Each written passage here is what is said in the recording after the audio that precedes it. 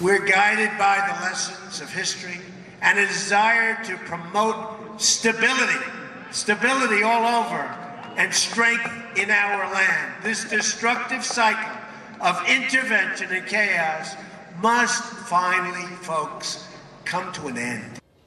Welcome back to the Lead. That was President-elect Donald Trump on Tuesday night vowing to scale back U.S. intervention overseas, all part of his America First policy. Joining me now to talk about this and more, Congresswoman Tulsi Gabbard, Democrat of Hawaii, I guess you say. She serves on the Armed Services and Foreign Affairs Committee. Thank you so much for being here. We appreciate it. Jake. Always good to see you. So let me ask you a question. Do you agree with Donald Trump's vision of America First when it comes to foreign policy? I'm glad to hear him talking about ending our country's interventionist regime change war policies. As you know, this is something that I've been talking about for years, that we need to stop the destruction that's been caused by our country continuously getting involved in these counterproductive regime change wars that not only end up strengthening our enemy in groups like ISIS and Al-Qaeda, but they actually end up causing more suffering for the people in these countries where we are intervening, as in Syria now. I know you feel that way about Syria and Libya and Iraq. Do you feel that way about Afghanistan?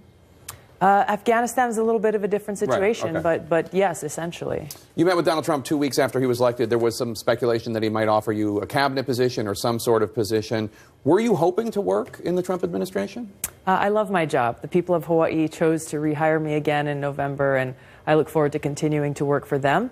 My goal in going there, in receiving the invitation to speak to President-elect Trump, was to speak specifically about the situation in Syria, the dangerous consequences of escalating the regime change war that the United States is fueling there, along with countries like Saudi Arabia and Qatar and Turkey, escalating that through a so-called no-fly zone or safe zone, and urging him to end our regime change war there, to stop funding, both directly and indirectly, groups that are working with Al-Qaeda and ISIS, and to stop funneling those dollars and weapons and other assistance through these other countries like Saudi Arabia, who are directly supporting these terrorist groups, who are supposed to be our enemy, who we're supposed to be fighting to defeat. And tell me about legislation. You have a bill that you introduced today that would address loopholes you say have allowed American taxpayer dollars to fund terror groups such as Al-Qaeda and ISIS in Syria. Are you really suggesting that the U.S. government is funding these terrorist groups? I'm not only suggesting it. This is the reality that we're living in. And not directly, most though. Americans, you know, if you or I were to go and provide money,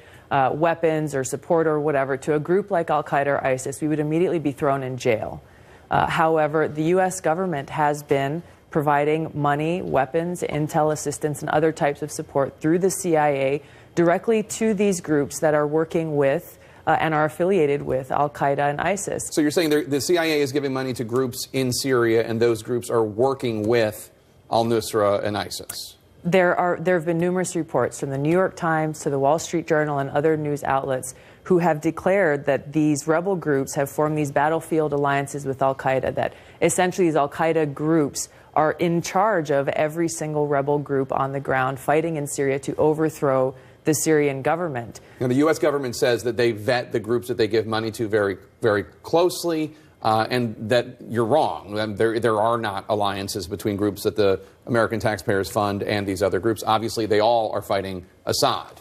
I beg to differ. Evidence has shown time and time again that is not the case, that we are both directly and indirectly supporting these groups who are allied with, are partnered with Al-Qaeda and ISIS in working to overthrow the Syrian government of Assad. And we've also been providing that support through countries like Saudi Arabia, Turkey, and Qatar to do that.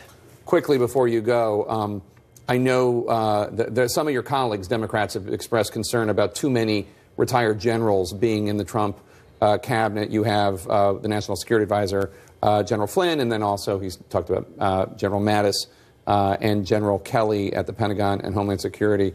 Do you share their concerns, or do you disagree?